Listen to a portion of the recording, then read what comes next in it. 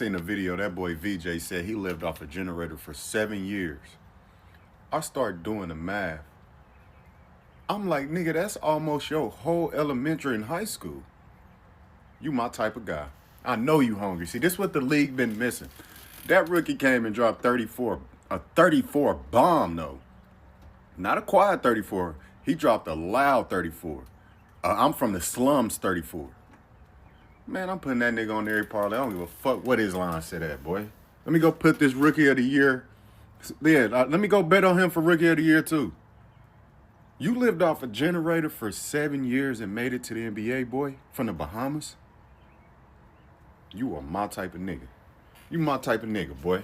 You my, boy, I wish nothing but greatness for you, boy. You my type of nigga, boy. He dropped 34 in his debut. Most points by a rookie ever in their debut.